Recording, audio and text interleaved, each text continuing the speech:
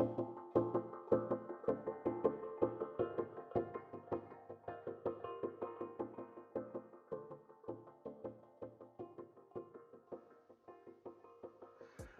and welcome to the How to Watch Football podcast. This is episode 2. I'm Grant McKenzie and I'm joined, as ever, by Greg Gordon. Greg, welcome. It's week 2, episode 2, we're a week now into the launch of How to Watch Football. All been going well. I think so. Yeah, I think we can say that there's been some pretty good feedback. There's some exciting things about to occur. The seas ahead of us look very, very calm and sedate. Indeed, yeah. All very good. Yeah, we've had obviously a lot of content that's gone up, a lot of articles on a whole host of different subjects, features on Sir Bobby Robson and looking at analysis of 4-2-3-1 and more besides. There's a plethora of articles and more articles going up every day, and of course this podcast is going to form part of it. But as you say, we have got some exciting plans, some new content that will be coming hopefully in the coming weeks as we look to grow. The audience is growing, so thank you to everybody who has followed us on Twitter and connected with us on Facebook as well. Of course, you can find us on Facebook, facebook.com/HTWFootball, and Twitter is @HTWFootball as well. So all very easy, and of course, howtowatchfootball.co.uk. So last week's episode, Greg, we introduced the site, and we've kind of hit upon the idea whilst we were talking of looking at discussing the role of fans in football, and I'm almost finished my sort of written piece on fans, which will be going up as a sort of companion piece for this. So let's talk about it then. I suppose it's probably we should probably reintroduce somewhat of our background for anybody that hasn't listened to episode 1. Do you want to go first, Greg? Yes, well, I've been a journalist for longer than I care to imagine, with lots and lots of very esteemed titles throughout the UK and further afield. And in the last 10 years or so, a bit longer, I've also been a scout. I've worked for a number of clubs here in Scotland as a next opponent analyst, and on top of that, I've also done bits and pieces here and there for clubs in England and various other places as well. So, yeah, a little bit of everything, I would say. Yeah, and but I love of football fundamental to it all. Yeah, and the same for me as well.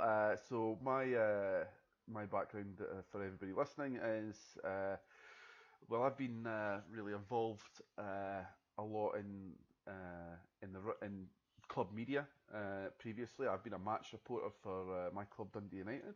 I've also been involved in their club media department as well, interviewing players, filming games, and of course I've also been in fan representation. I am a former chairman of the Dundee United Supporters Society, and which is the third largest shareholder in Dundee United, as it is, has a place on the board of the club, and I've also been elected as a council member for Supporters Direct Scotland.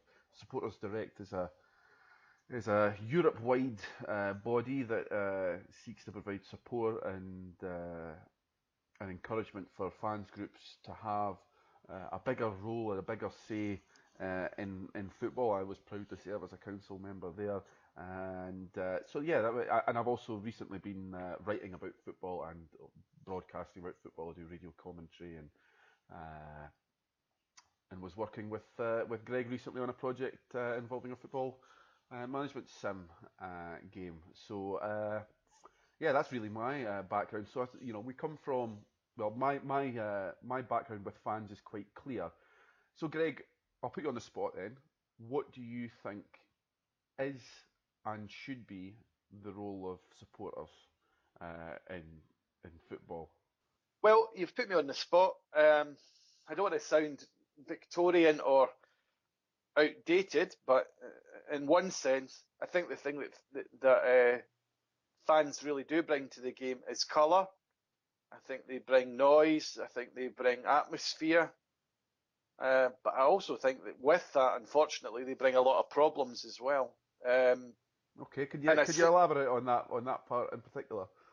yes, I think that however well-intentioned fans are, and they are very, very well-intentioned, I think that particularly, and I'm talking as a scout here, I think that their impact on the events on the pitch can sometimes be a negative thing. And I'm thinking specifically with the things that they shout out, things that players can hear on the park, the expectations of their support in terms of how they feel they should intrude into players' lives and all these other things. Mm-hmm. I think there's an expectation amongst fans which is unrealistic and kind of counterproductive in many ways. And it would be preferable to me if fans were, especially in the age of social media, far more respectful than they currently are. Yeah, I mean, I don't think anybody really going to argue with you on that point. I mean, there are a lot of people who say, footballers should be, they're getting paid good money, they should, deal with it and all that sort of thing. But I'm obviously 100% in agreement with you about the colour and the atmosphere and all that. And as I'm writing in my piece, without fans to pay and watch football, and it's the same for any entertainment. Any form of entertainment, the product dies or at least withers to little more than a niche interest. So without the fans, I think we can both agree with that. That Yes, without their absolutely. interest, there's absolutely no question about that. And there's always a lot of abuse that goes with the territory with football, and I suppose it's whether or not that's really acceptable or not. When I look at like a young, it's funny. There's an atmosphere is very different at like an under 20s game compared with a first team game, and I think there's this fans who will attend first team matches and will scream and shout and call players on their own team, all the names under the sun, useless this and all that.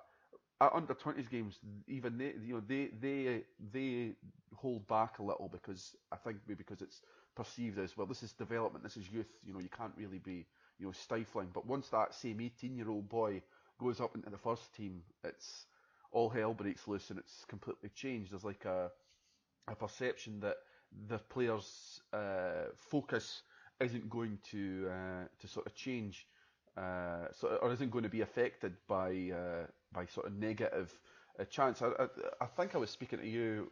I think it was you that said there were no, yeah, it was in fact you. I think about a player. I think it's one of the articles that you've written Yes, about a player, and I think it was actually a lone player from Dundee United. Do you maybe want to that's right. give that Marco, example? Marco Andreoni is a player who is no more than a footnote in Scottish football history at best. I mean, most fans wouldn't know who that player was, will not recall having ever seen him play. But he went on loan to Airdrie, I think, in 2012, and I saw him at a game where, to give you the context, because there's people listening from all over the world, Airdrie is one of the most intimidating environments to play football in as a footballer, and probably one of the most enjoyable atmospheres to watch football as a fan, because the crowd are completely and utterly remorseless and merciless, and sometimes I've actually sat there as a scout in tears of laughter and also tears of sadness, Yeah. because it tends to go from one extreme to the other at Airdrie, which is one of my favourite places for going to watch football, without any doubt. It's always colourful. So the anecdote in question is, you can imagine this young boy, 20 years old, or 19 years old, I think he would have been then. He's on the touchline at Airdrie, about to enter the field of play as a second half substitute. He's having his studs checked by the linesman, and he's clearly very keyed up about getting on the field. Next thing, from about 7 rows behind me in the upper tier of the main stand, there's a hell of a commotion, and a guy who looks like Santa Claus comes hurtling past me at 60 miles an hour on his half stumbling, half hurtling down to the front of the perimeter of the stand there and shouts out, "Andreoni, you're fucking shite!" And you can imagine that in a sparsely populated stadium, everybody heard it, everybody laughed, and the player, he was like a rabbit caught in the headlights. He's visibly shrunk into himself, and from that one moment on, he didn't really kick a ball in anger for Airdrie again at any kind of quality level. Yeah, and I you mean, could say, his spell with Dundee United lasted from 2006 to 2010, and he had a number of loan spells in that time with Airdrie, Albion Rovers, Bathgate even, Forfar, Athletic Montrose, so kind of tried it in the lower leagues as well. But that's I kind of tried what. to, I tried to track him down the other day, and he just seems to have fallen out of the game completely. He just seems to have disappeared. But you really do wonder. You think, my goodness, how much will he have put into his career up until that point? You're probably talking about a good 8 years of back and forward to training, matches, injuries, stress, worry, all the other things associated with trying to establish yourself as a young player. And you might say, well, all's fair in love and war, and maybe you should be able to take that all on the shoulder. But at the end of the day, he's a young kid, and being exposed like that in your workplace is, I think, something that if we were all open and honest with ourselves, I think we would all accept the fact that very few of us could cope with that level of scrutiny of the work that we do. And I think it's an unfair level of scrutiny, and I think it's a very partial level of scrutiny, and I also think it's at times deeply sinister also. Hmm. Yeah, I mean, there is a lot of maybe a sense of pantomime uh, about football, and I think that's how a lot of people sort of explain it away. It's panto, but when you've got a young boy out there who's trying to make his way, or he just of any age, trying to make a living, and I know from speaking to players, about hearing the sort of shouts that they hear from the crowd, that some players actually don't like even playing on a certain side of the ground where their own home fans are. Well, I can think of one player in particular that I've regularly encountered who he played at a club called Dunfermline Athletic, and there was one side of the ground where he performed notably better than on the other, because he was up against his own home support, who gave him absolute pelters on that part of the ground, and his relationship, in fact, became so fractious with the home support that he was involved in a kind of altercation, I think, in his final game, which I don't necessarily want to go into any kind of great detail in, because I'd like to maintain his anonymity, but you can totally see how players go into their shell, how people are intimidated, how people don't go and express themselves, and when the people that are making that happen are their own fans, then you have to say that's absolutely counterproductive, Hmm.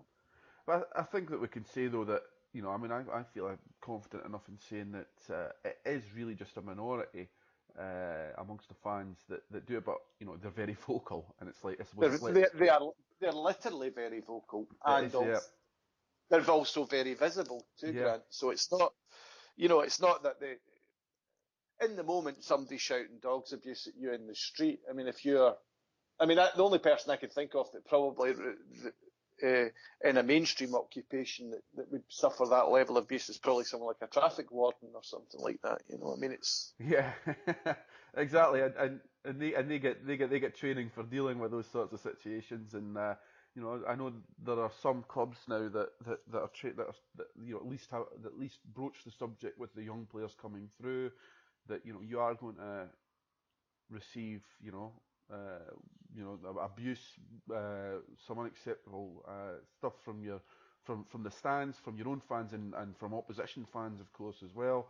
And you've got to try not to react to it, and it must be very hard. But I know that some clubs are trying to make it an easier thing to deal with for their players.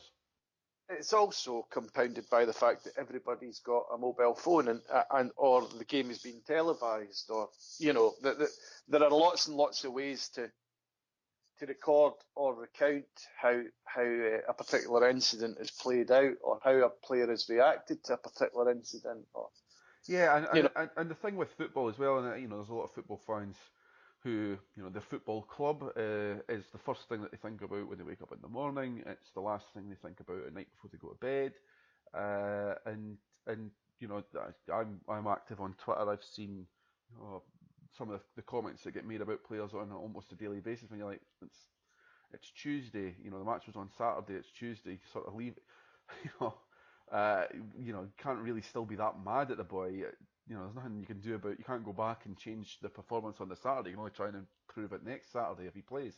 But in particular, I've seen players, in particular, it's young players who they tweet something or they post something on their Instagram or on Twitter, a picture of them out for dinner maybe after a game or even a couple of days after a game that they've maybe lost, and people of their own fans are saying, "Ugh, how dare you go out? You should be on the if only you worked so hard on the training ground, or if they're seen out in a bar, or just in general seen with a smile on their face, it's Yep. considered some sort of cardinal sin." And I don't really I get really frustrated uh, for on behalf of the players, because I've seen some of the players getting down about it, and sort of they kind of laugh it off and all that sort of stuff, and you're not necessarily maybe down, but they have to kind of laugh it off and accept that that's just part and parcel. Lesson learned. I'll just not post about me living my life in any way whatsoever, that might leave me open for criticism because I've decided to go and get an ice cream, with my girlfriend. It's Absolutely. and it comes from people who, you know, of course, yeah, there's maybe that entitlement of the whole, oh, I pay your wages type thing. It's almost like that sort of, there's an entitlement to their time, when they're not working. Oh, you're obviously not working hard enough because you've got time to post a picture. This coming from people who've got time to post at 9:30 on Tuesday mornings, abuse and criticism of footballers. Well, I mean, the fact of it is that the majority of those people, if they're doing it within office hours, are going to be actually posting that material on somebody else's coin. Yeah, You exactly. I know, mean, it's the hypocrisy is actually beyond belief when you yeah, think there is about a it. hypocrisy. I think that as you get older, I think a lot of the fans do sort of realise, at the end of the day, it maybe is a little bit unacceptable. Some don't. Some never sort of understand it. But I think there's a sort of level of maturity that comes at some point where you realise these are just guys trying to put food on the table just the same as everybody else. And in particular in Scottish football, it's not as if they're millionaires at the clubs other than like the Celtic, etc. They're not earning the sort of money at a level that people think they've got, more money than anybody else. In a lot of senses, they're earning equivalent money to people who work in the oil industry. But do Uh, you think that do you think that really matters, Grant? Do you think the amount of money someone earns would open them up to a level of scrutiny? Because if that were the case, all these non-tax-paying potentates certainly don't like the idea of a level of public scrutiny, mhm. which Yeah, no, I think would be commensurate with their standing in society and their earnings. I don't believe that the more you earn opens you up for scrutiny. I think what opens you up for scrutiny is Your behaviour. is your behaviour, yeah. And but at the end of the day, we're talking about sort of that it is a form of football players. It is a form of celebrity, and there is a curious relationship that we have in society with celebrities and a sense of ownership over their their lives in a sense.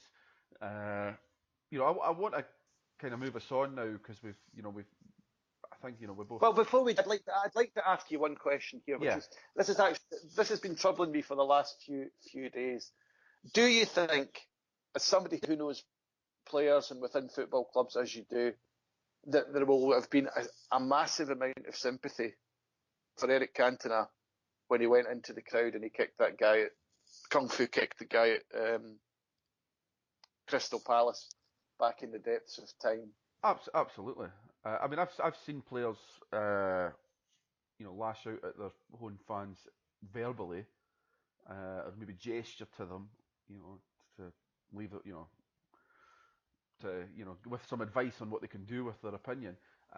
Yes. But I can understand. Yeah, definitely. I mean, I think a lot of people, Cantona, that didn't end his career. He came back, and I think a lot of the reason is that because everybody kind of realised, you know what, there is a thing, there is a problem or an issue there is the subject of extreme provocation Yeah. when it comes to football, and some players will react in different ways. We've had footballers like Cantona get physical with fans. That happens, you know, more than people actually think.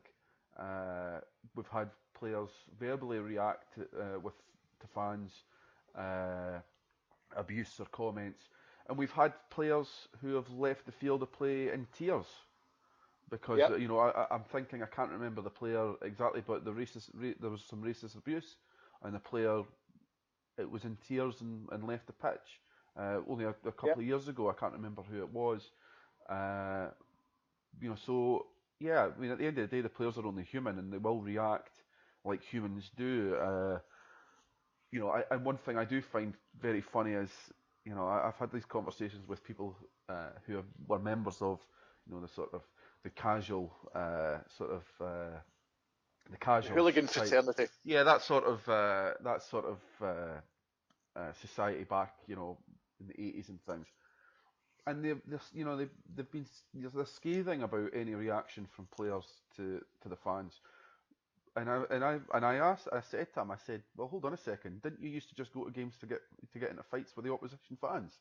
He's like, well, that's different, but I said, well, if somebody provokes you, as somebody who is not, you were never, you're not a pacifist. If somebody provokes you, you were gonna, there was potential for you to maybe get physical with them if that's where that went.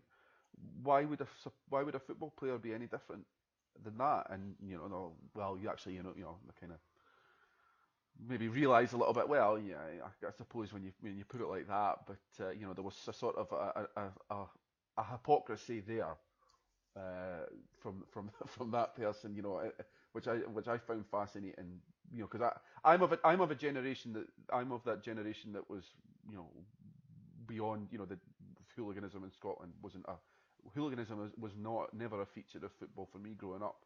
It was never something that I Oh, experienced. well, it was a massive feature of growing up for me. I mean, I grew up. I remember.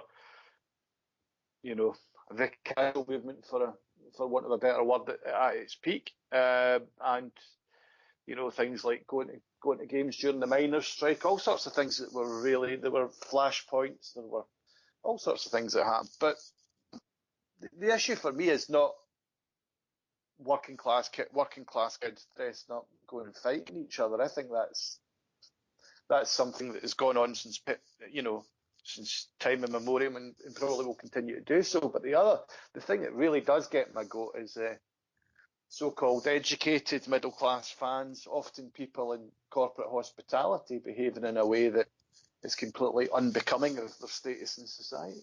And I Yeah, think that they are the worst perpetrators of these kind of the kind of insidious fan crimes, I would say. I think they're the villains of the piece.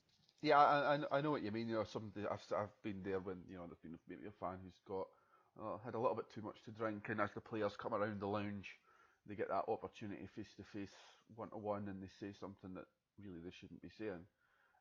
If they were to be respectful of the if they were to be respectful to the person, the player, you know, in our work, we don't want people giving us, we don't want people giving us abuse.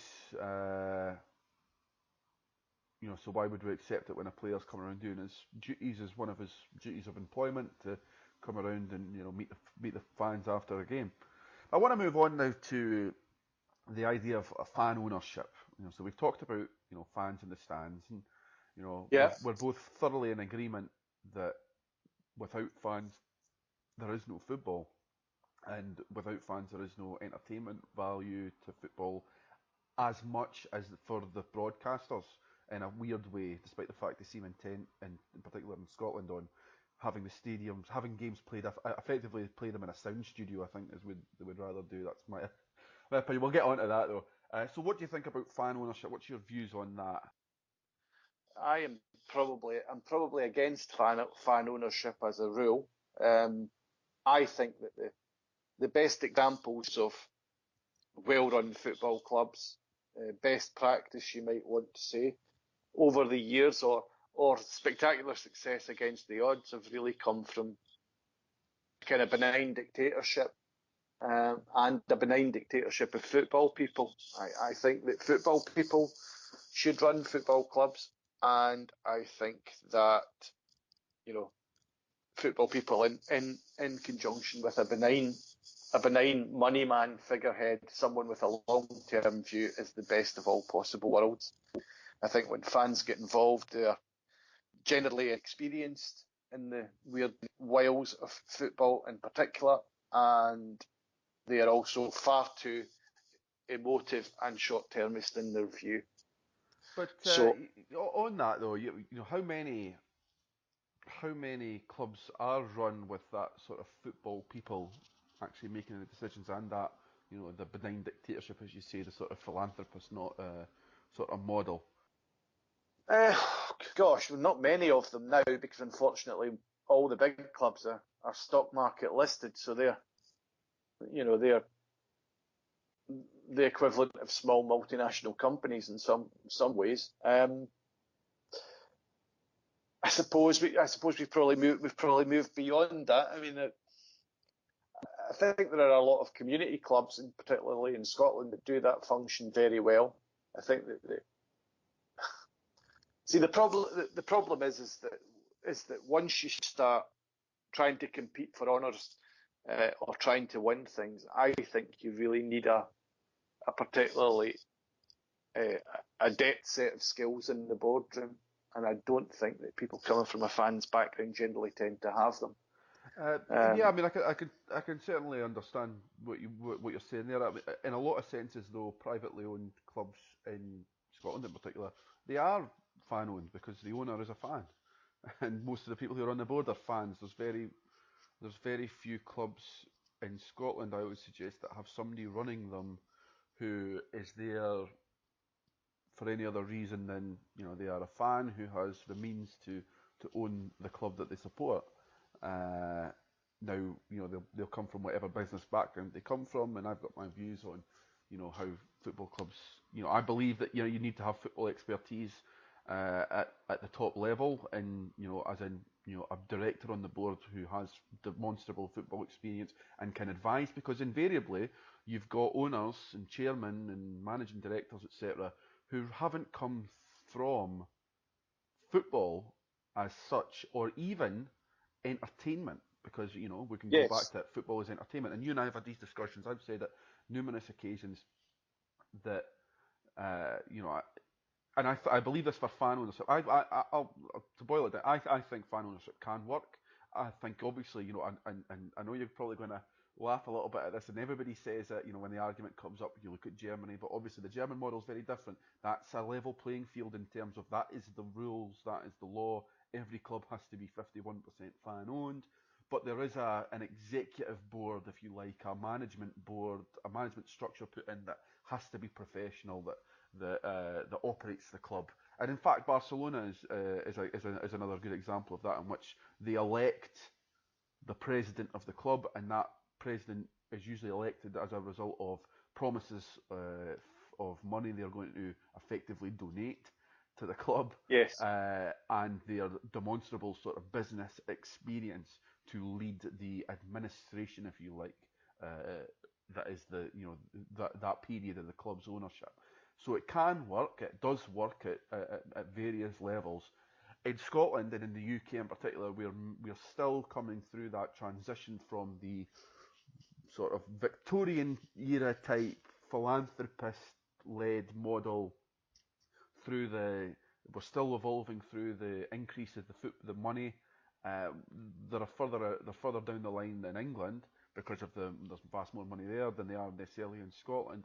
But we're starting to come into the realm of the fans. Well, you just have to look at the time that managers get these days to see how much power fans actually have, Well, this is and this also is the this money is as what well. this is what I would say, Grant. There's a really, really bad scenario here.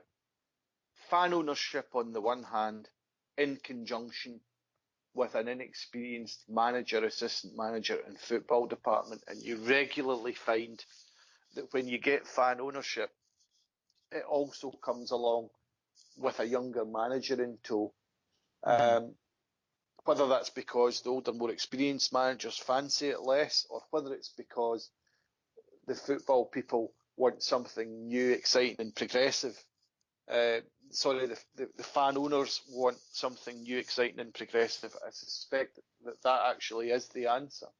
So what you find is you've got inexperienced football people and inexperienced administrators or business people in terms of the football industry, and the critical mass of those two things coming together can be really, really bad for all concerned. Yeah, Um, I understand. I mean, and we've seen in Scotland lots of examples of fan ownership that hasn't worked. Uh, I remember Dundee's foray into fan ownership had a lot of ups and downs, more downs than ups. In particular, when you've got fan ownership and it isn't going well, uh, the heat is really ramped up on those making the decisions. There's always accusations, and in particular, maybe it's a phenomenon of Scottish football, but I'd be surprised if it wasn't wider than Scotland. That there's always the Blazer Brigade, people who are really just in it to, there's a suspicion of anybody there's an automatic suspicion. Anyone that would want to put themselves in the position of taking part in fans' representation or fan ownership are doing it for their own sort of personal gain, and that will of course happen. Probably happens yes, more. It's probably more happens more often than not. People get involved in these things, but I look at a club. There's maybe in two different ways. It is a Scottish example again, but I was lucky enough to hear a talk from the Annan Athletic chairman a couple of years ago, and I can't actually remember his name off the top of my head, but he effectively was saying how they were, in his own words, were the most successful pub team in Scotland because they're still based around uh, they are a community club. It is about what the club provides to the community. Henry McClelland, his name is. What the club can do for the community, and not to say that they aren't ambitious to be successful, but they're maybe more of the well, I would say they're more of the traditional, but actually I think they're a thoroughly modern. They're like a yes, thoroughly updated version. they're like a very modern. For people that are listening that wouldn't play Shannon for obvious reasons, they're like a very, very modern non-league club in their outlook when Yeah, it comes to exactly. recruitment, when it comes to their stadium, when it comes to their clubhouse and the facilities there, and also the role that they play central to their town. And of course, not every club can play that central role to their town because they come from bigger towns or cities or areas where there's lots and lots of different teams or you know. So Yeah. So Annan are in a wonderful position to actually exploit their central role within the local community. yeah, exactly. So they I'm not suggesting that they aren't seeking success on the football pitch, but it's certainly not the entire. It's not. There are other focuses. It's probably the better way to say it. They believe that that they can be strong for the community. They give a lot back, and they really are impressive. And if there are any football club chairman or people involved in the administration of football that are listening, I would urge you to get in touch with Annan Athletic and speak to them, because they are a fan-owned club. They're running a community club. They're running a sort of traditional, almost social club type way, in which there is like a committee and everybody, it's all elected and things like that. But and it's certainly, there's a lot more in the sort of voluntary aspects to it, but they do a huge amount for the community. They do work with the local prison, rehabilitating offenders. And their first team manager, one of his roles is that he goes into the prison.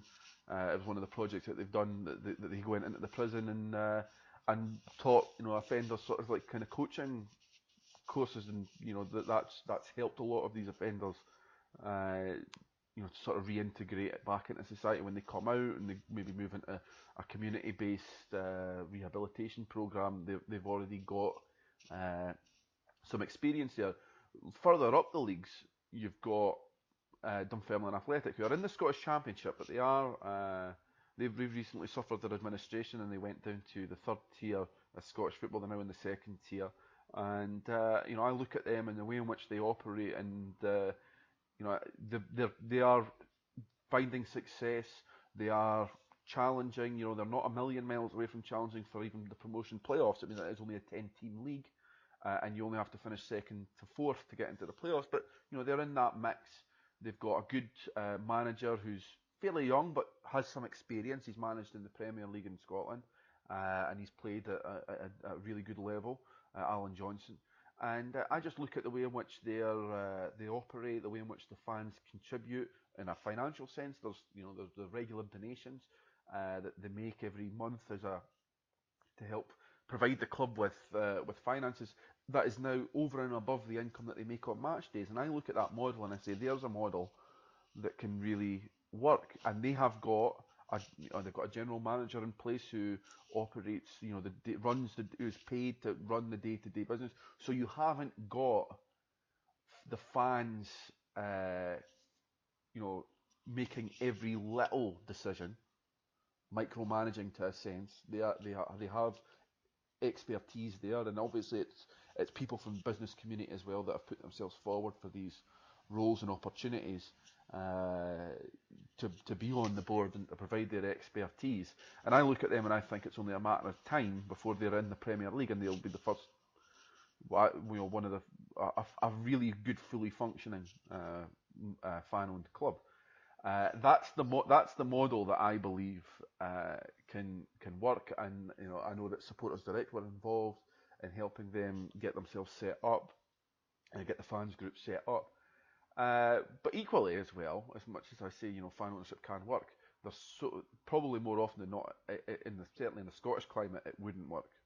And I say that as a former chairman of a fans group that wanted to seek, and that was part of its mission statement, is to increase the fans' voice in the boardroom.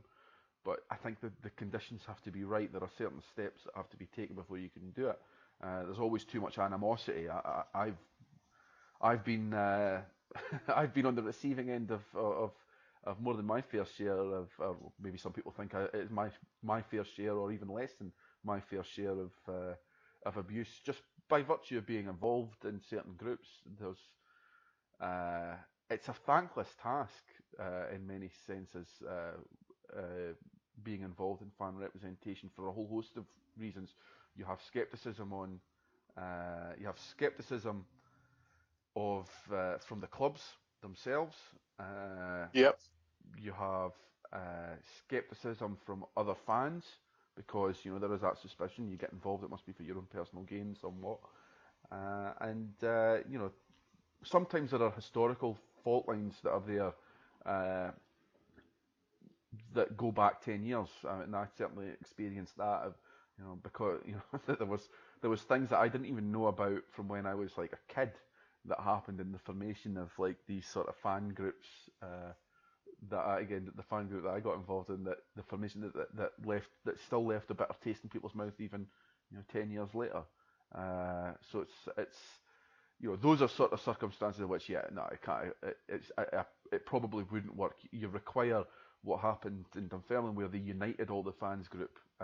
Funnily enough, Pars United, Dunfermline's nickname is the Pars, and Pars United came out of it, and I know that Supporters Direct were involved in helping with that, and that's been successful. It's proven to work for them, and I think that there's certain steps that would have to be taken if you wanted to become a fan-owned club, and those are some of the steps that you have to take. But I don't know. It's as much as there's always the sort of I don't know. Maybe it's the naive sort of the naive part of me that thinks, oh yeah, fans can and should have more of a role, but maybe it doesn't work out. There are probably more examples of it not working out than it actually working out. I mean, have you kind of come full circle on it all, Grant? Is the initial kind of enthusiasm you had for fan ownership, is that somewhat dimmed, would you say? No, but I certainly would say it because it comes with a qualification now. It's a qualified statement, as in it has to be in the right circumstances. So now, I mean, I always believed that the route that Dunfermline were going down at the time that I was involved in with when they first started going down that route, I thought, yeah, that's the route to go down. You've got to unite the fans into one sort of umbrella organisation, and you've got to root out the petty factions because there is so much pettiness. It's unbelievable. Some of the pettiness is we talked about abusive players. Some of the pettiness and abuse is remarkable. I mean, Mm. I don't mind saying it. It was brought to my attention even after a year after I left fans representation in all its forms. Even after that, it was brought to my attention that I had somebody tweeting about me at like 9:30 on a Monday morning. You know, Mm. in regards to my previous role in fan ownership, and you sort of think to yourself, part of you is flattered. The Oscar Wilde said that the only thing worse than being talked about is not being talked about. So in some senses, it's flattering to know that at 9:30 on a Monday morning, I'm in someone's thoughts a year after a year removed. But that's an example of some of the ways in which it just 100% could not work. Uh, and that's why I qualify it now. You have to root out the pettiness. You have to draw a line under the past, and you have to move forward. And Hmm. that's why I generally hold up the Dunfermline one as the current best working model. Certainly for Scottish and possibly even British football, if you would do it. But it's never really going to happen in England. I mean, there's too much profit to be made for that people will accept. Speculators. Yeah, exactly. Whereas that's not necessarily the case in Scotland. We recently, there's a statement just been released. I'll go back to Dundee United again. They just released a statement regarding the accounts from the previous year in June 2016, in which the club's made a £2.5 million operating loss. After some player sales, it's a £1.5 million loss. In Scottish football, there's less likely to have somebody like a millionaire consortium or whatever, or a billionaire consortium want to come in because they see a profit. Whereas in England, a club could make a £40 million loss in the English Championship, but that would still be seen as an attractive purchase for a consortium of businessmen who are seeking to get into the £1 billion market of the Premier League. I mean, I read a stat yesterday, Grant, from a former head of football operations at a championship club and also a club in Denmark, FC Midtjylland, and he said that the value of one solitary goal in the English Premiership is £2.5 million. Amazing.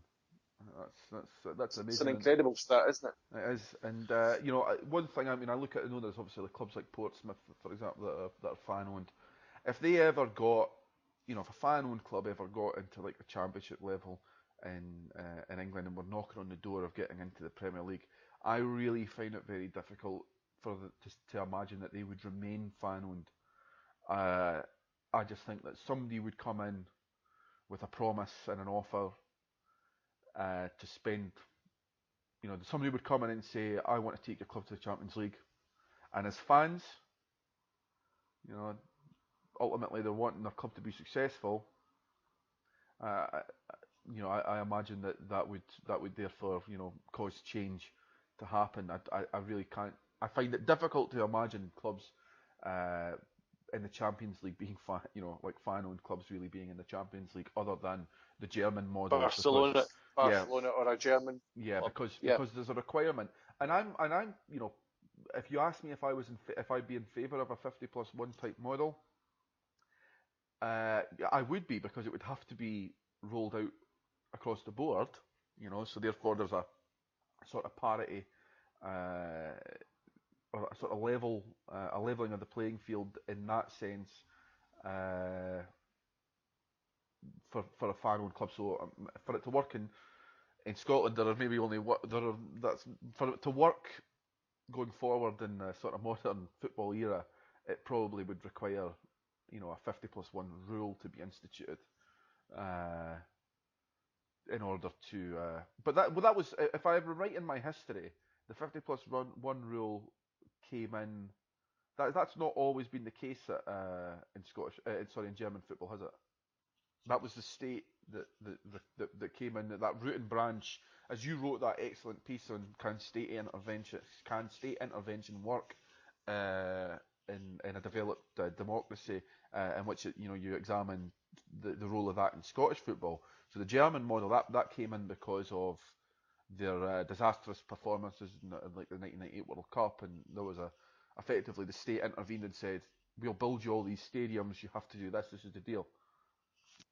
Yes, but you see, Grant, and this is the thing, is that fan ownership and all these other things are all very well as ideas, but they don't exist. They don't exist in isolation. They exist within a cultural context, and the context in the United Kingdom, especially, is um, 30, 30 years, 35 years worth of um, suspicion and distaste for public institutions, for the social benefits of people banding together, and really just a culture of individualism. So, in that respect, it's not like people are coming from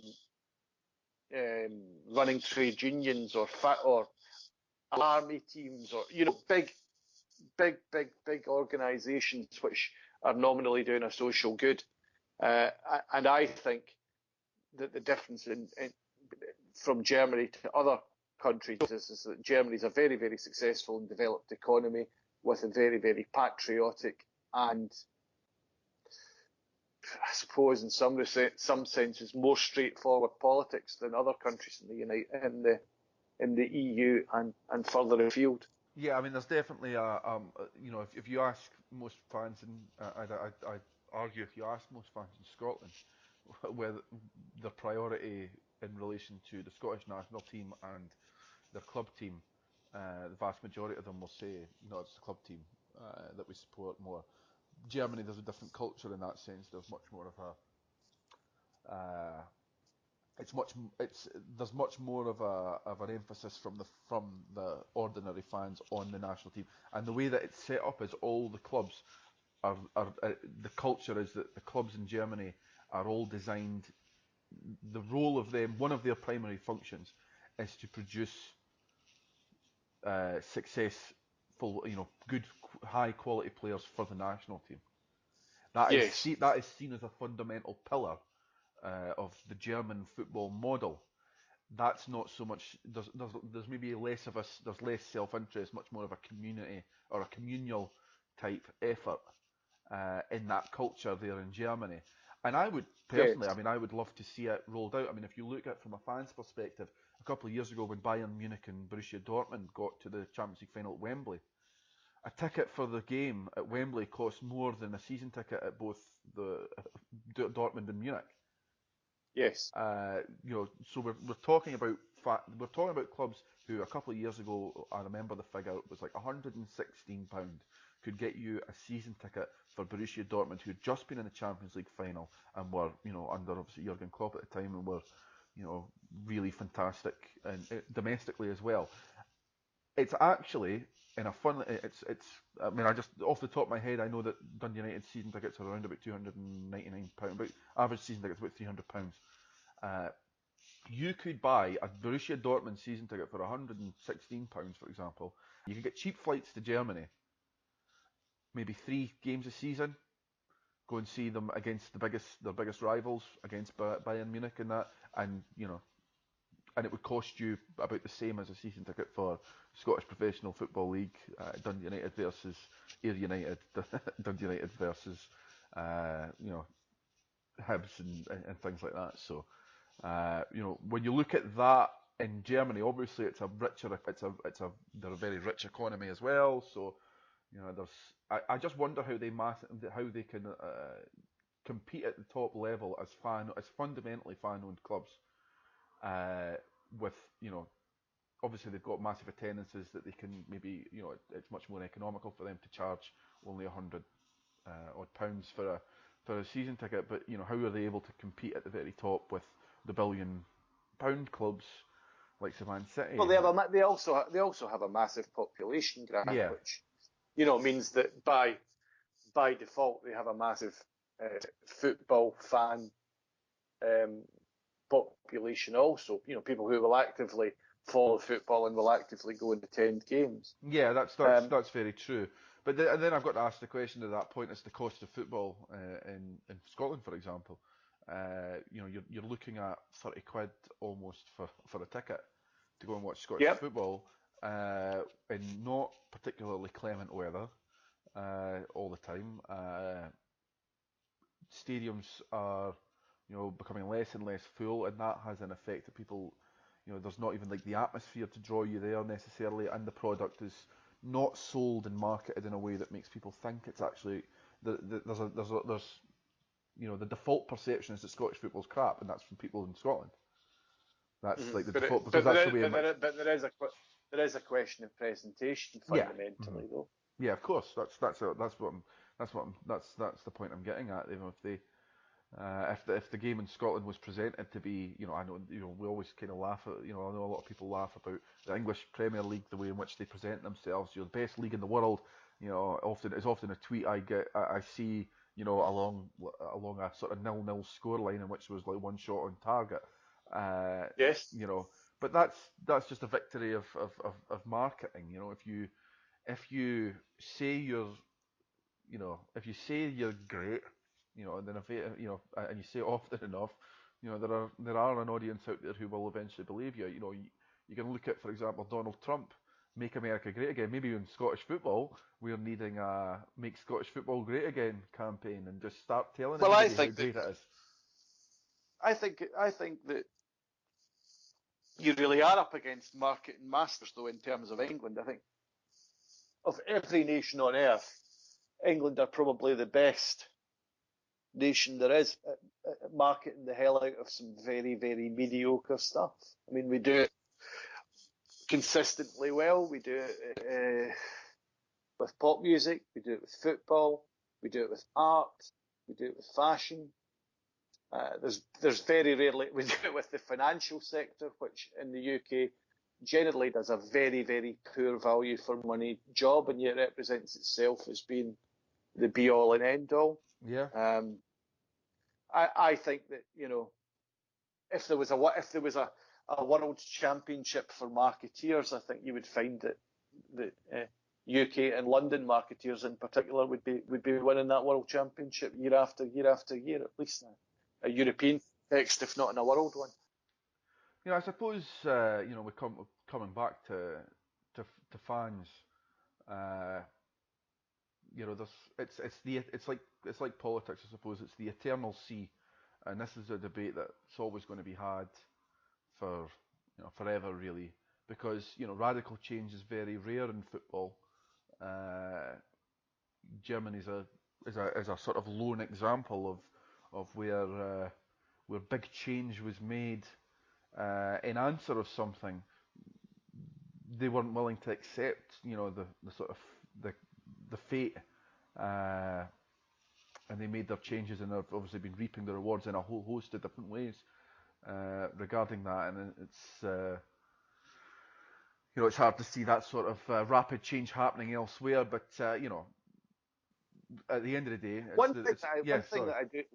One thing that I do think would make the experience of watching football, consuming football, experiencing football, and talking about football so much better was if it was a game which still could have that level of mass participation that we saw in the 70s, the 60s, the Yeah. 1980s, and Well, a much earlier time. yeah. That's a funny You know, thing because in Scotland, for example, we've got there's a sort of a program afoot to reduce the number of elite players. Uh, how that's going to affect participation in general, I can only imagine it's going to reduce participation because you're going to cut players at a younger age out of the professional sort of the elite setup. So that's going to obviously have an effect that reduces participation, I would imagine. I don't think that's necessarily true. I think what it might do is it might focus the mind of the elite groups to fully develop elite players rather than just churn them by number. I mean, there's no doubt that there's far too many players in the elite programs in Scotland as it is, and that their expectations of a professional career just can't be met. I mean, there are, I don't know, however many thousand of them there are. Is it 2,000 or 4,000? I can't remember. Uh, However many players. there is quite a lot, yeah. But the one thing I worry about is then is but what provisions put in place for those players to continue playing, like you say, mass participation like in the 70s? Well, I think it would be good if the boys club sector uh, allowed those players to find a home, and also then that they could come back into the elite programs as players that develop at different rates, if that were possible. Uh, Amateur clubs, but you see, the problem is that historically football participation in this country has relied on two things. It's relied on schools football, and for better or worse, teachers are just not prepared to take school teams as an extracurricular unpaid activity, and I can totally understand that.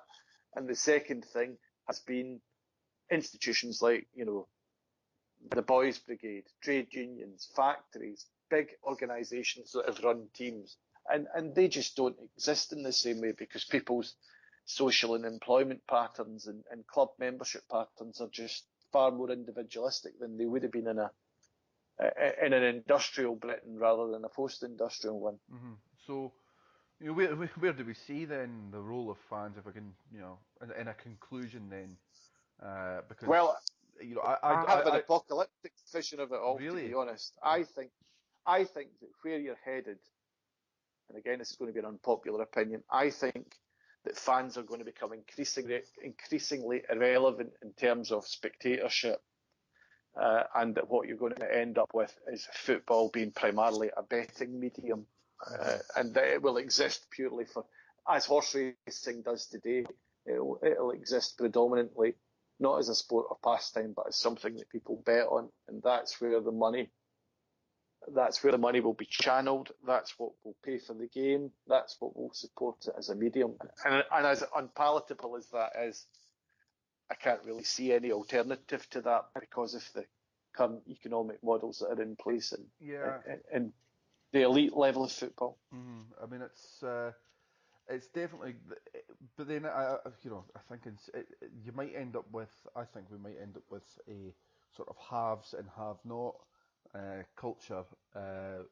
Certainly, maybe in a continental perspective, that you'll have countries such as your Spain's, France, Germany, England, Italy that will be operate, and their clubs will operate at such a level that the other countries, that will be your Scandinavian countries, Scotland, Ireland, even maybe Portugal might be creeping into that sort of area, Austria, Switzerland. They will be a sort of, there's already a sort of almost a tier type system there, and I can only see that gap widening as you say with the way in which the money's going. I just see right now the current if I just focus again on Scotland, right now the way in which fans are treated is, in my mind, really shabby, and Hmm. I can only see it continuing because it has been this way, and it still seems to just magically manage to get progressively worse, no matter how much fans flex their muscle, no matter how much fans say you have to take us seriously, you have to take us into account. When you're putting a final on at 12:30 in the morning, and fans from the north of Scotland have to get down to the Central Belt, a 6 hour journey for a 12:30 kickoff, because they've only taken into account the broadcasters. As that continues, you will only eventually drive people away.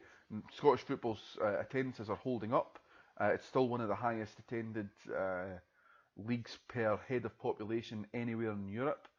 We are football daft, but there will come a time of critical mass, because there is more and more entertainment opportunities for people. That's been developing over the last 30 years. It will continue to develop, and I can only see uh, fans being driven further and further away potentially, and if that happens, there will be clubs that will then have to rely on their fans to keep them going in whatever form they are. So I think the fans have to be prepared. Really, it's almost an apocalyptic vision as well. Yes, yes, absolutely. I mean, I don't know how it'll end up. Whether you'll end up with games played in empty stadiums or not, or they won't even be Well, stadiums as such. They'll just they're almost already are. You're finding more and more games being played where only two stands are open in yep, stadiums, and I've said it before. I believe that if the powers that be in Scotland could have games played in a sound studio where there was only one side was the audience, and that's what you looked at, and you didn't look at the audience anywhere else. There was not on the camera side. They would do it because, yep, frankly, they don't their actions don't suggest that they see much in the way of value in making it possible for people in the local area to go to games and enjoy the spectacle of football live. In fact, it almost seems as if the powers that be really just want to funnel people into their living rooms to yes, watch via the broadcasters, because they just see. I suppose probably when you're running a national sport, and all you see from the gates is the trickle, here and there, and then somebody sits down and says we'll pay you 7 million. That focuses your mind a lot more on that as immediately being, well, that's better because we're getting a big check for X amount right now, yes. rather than the trickle of income that comes in that is not insubstantial in any way whatsoever, but it doesn't feel as substantial in the minds. I can only imagine that's potentially part of why fans just really aren't taken into account.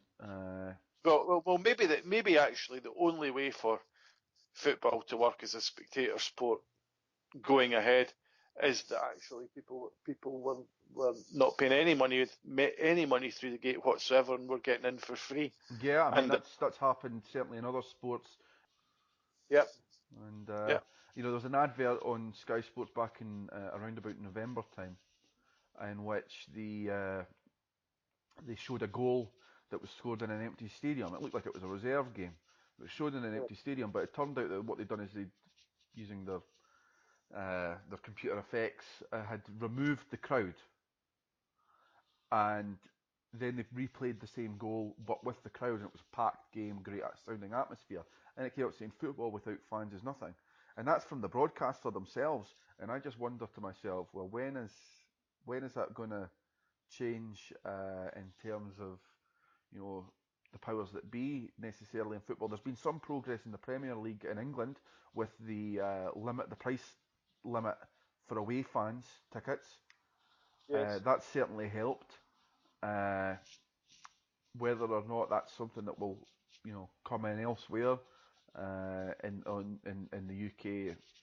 I don't know. I can only hope that there's more drives and initiatives. But right now, it certainly doesn't seem like the trajectory in Scotland is to have free tickets given away to try and get people No. in. It's if any way, it's actually going in the other direction, and it will likely eventually hit critical mass. You will be going to games, and it will be the domain entirely of those that earn a certain income, because you're looking at a father of two or a parent of two. You're looking at them spending 50 quid to go and watch second tier football with their kids who, half the time would rather be on their tablets, or On their phones. and Yeah. half the times they actually sit during the games and they're on them. And then that's not even taking into account programs, scarves, uh, food at the games, which Travel. is absolutely, which is it's almost it's actually borderline offensive how expensive it is to get a pie in football grounds, or a cup of Bovril or tea or coffee or whatever you want to drink. It's Mhm. it's there's it feels, and as somebody who feels as if fans are and often times taken for granted, it often feels like going to a football match, if the game's not been entertaining, you've effectively, depending on how many times you've handed over money, if you paying at the gate, the price is a slap in the face. Paying for food is a slap in the face. So you've had two slaps in the face before you've sat in your seat, and you've got to hope that you're going to get you hope that you're going to get something entertaining to make those slaps in the face worthwhile. That's almost what it feels like, and uh, Yes. and I can only see it going in the other direction, which is going to mean one of two things for fans. I think you're going to have, I think you're going to have, fans will eventually start to leave the game because it's too expensive, and they can watch it in the house, or in Yep. the pub, in a bar, or and then that's going to lead to a decrease eventually in attendances, which will hurt clubs, even though their broadcast deals may go up. But because they've not got any fans in the ground, the broadcasters will be able to suggest, well, actually, it doesn't. The presentation's not there, so we can't offer you this much, or we can't offer you more, despite the fact we've got more viewers for your product. Uh, and fans will then have to step in to rescue clubs, Yep. and you might find more clubs like a Dunfermline. I hope that if that's the way it goes, that they're run in those sorts of ways, and the likes of the Annans that we mentioned, the Annan Athletics and the Dunfermline Athletics, that they're run in those sorts of ways. But I on its current trajectory, I'm very I've got a lot of concern about the direction that things are going in, and fans are going to have to be there and ready and willing to pick up the mantle. Mm. What about you? What do you?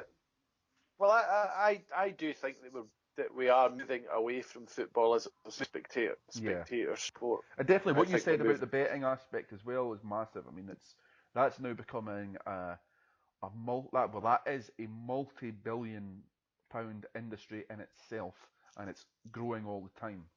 Well, I mean, Uh, to tell you the extent of that, I mean, there's more money bet on Scottish football on a Saturday afternoon in Thailand, one country in the Far East, than there is in the whole of the UK. So, and you know, there are Scottish under 20s games that have more money bet on them than some of the first team matches, some matches in the Premier League in England. You know, because that's the way that football is. That's a market that has opened up for football, and we will continue to see an increase in the prevalence of betting sponsorship, because that's a huge angle of that's a huge part that's part of the football landscape now. Whereas clubs used to be, sponsored by breweries and electronics companies and things like that. Now it's moving in the direction, because that's where a lot of the income and a lot of the audience is coming from. It's moving into betting, I, and I that's wonder, I wonder though if that has now reached saturation point, at least in terms of the United Kingdom, because I know of a few football clubs who were looking for bookmaker sponsors last year, and they found it very, very difficult to get either the sponsor they wanted or the amount of money that they wanted Yeah, well, when they were looking. In my sense, I suppose it depends on what level you're operating at. You know, if you're oh no, these were all right, Premiership and well, Premiership and English Championship clubs. yeah, then I'd imagine that maybe it is reaching saturation point. Certainly in England. I mean, I think in England there's a lot more sponsorship from betting companies than on the continent. As such, I don't see it being as prevalent. Certainly, and obviously in Germany, you've got a lot of the car manufacturers and a lot of the their industries still, they've still got an industrial economy, so there's a lot of industry involved in the sponsorship there. So you see less on the sponsorship side from betting companies there, but it's certainly in England it's a big thing. You see in clubs as low, in the fourth tier sponsored by bookmakers.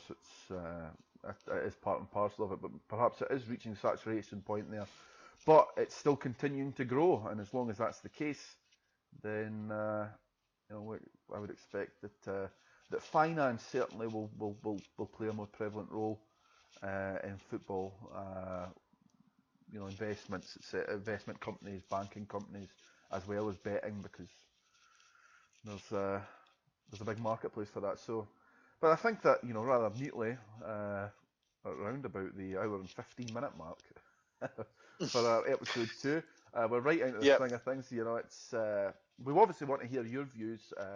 The page in which, of course, this podcast is being hosted has a comment section, so please get involved, and of course get involved on Twitter at Twitter. We're on Twitter at HTW Football, and also on Facebook. HTW Football